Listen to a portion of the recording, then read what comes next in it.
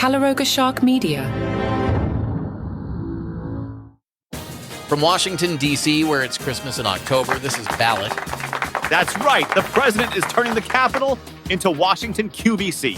Let's hit this. I'm Patrick Gutfield, and President Trump has discovered that hosting the World Cup gives him more diplomatic leverage than a UN Security Council seat and better ratings than the Olympics combined. While other Western leaders were at the United Nations last week, announcing recognition of a Palestinian state, Trump could only watch from the sidelines. But now that soccer's governing bodies are considering suspending Israel from international competition, the same fate that befell Russia after its invasion of Ukraine, suddenly, Trump holds all the cards.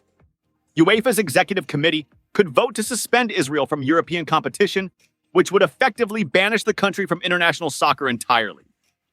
And Trump, who has already proposed lifting Russia's soccer ban as part of a potential peace deal, now finds himself as possibly the only world leader who can prevent Israel from getting the same treatment.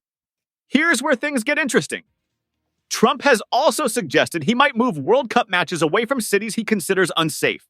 When asked about Seattle and San Francisco, two of the 11 U.S. host cities, Trump called them places run by radical left lunatics who don't know what they're doing. Trump mentioned Memphis and Chicago as possible replacement cities, saying, "We're going into Memphis and we're going into some other cities. Very soon we're going into Chicago. It'll be safe for the World Cup." Which makes it sound like he's planning a military operation instead of a soccer tournament. The president went on to say that if any city seems even a little bit dangerous for the World Cup or the 2028 Olympics, we won't allow it.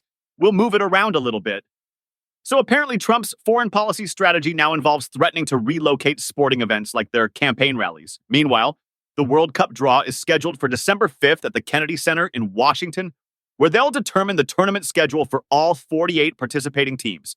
At this rate, they might need to schedule a backup draw in case Trump decides to reorganize the entire tournament based on his personal safety assessments or decides the World Cup draw is too woke, like most Kennedy Center events. Melania Trump has launched a new line of Christmas ornaments called Celebrating America, because apparently October is the new December when it comes to holiday marketing.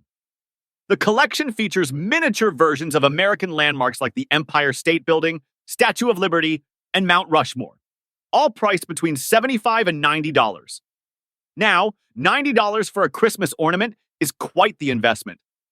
For that price, you could buy an actual small Christmas tree, but then you wouldn't get Melania's signature engraved on it, which apparently adds significant value to your holiday decorating experience.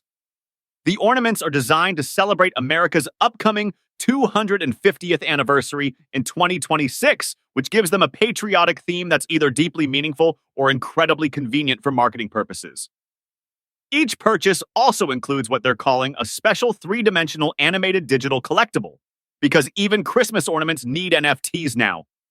Melania explained that she sought inspiration in our nation's upcoming 250th birthday and all of the holiday blessings that we enjoy as Americans. Which is a beautiful sentiment, though one of those American blessings apparently includes the freedom to sell overpriced holiday decorations in September. The First Lady has been in the ornament business since 2022, expanding into various products including NFT releases, a $245 Mother's Day necklace, and watercolor paintings. At this point, she's basically running a luxury lifestyle brand from the East Wing. President Trump has promised a grand celebration worthy of the momentous occasion for the 250th anniversary next year.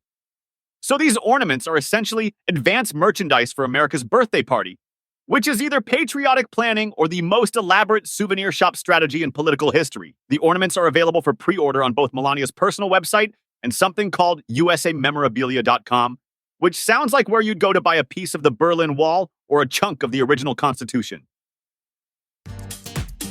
Los Angeles has approved a plan to build a $1 million public restroom at Runyon Canyon, proving that even bathroom breaks can become budget disasters in California. The city signed off on spending $960,000 for a two-stall bathroom at the entrance to the popular Hollywood hiking trail. For context, that's nearly $500,000 per toilet, which makes airplane bathroom prices look reasonable. Local residents are understandably upset, especially since the city had to slash its fire department budget last year.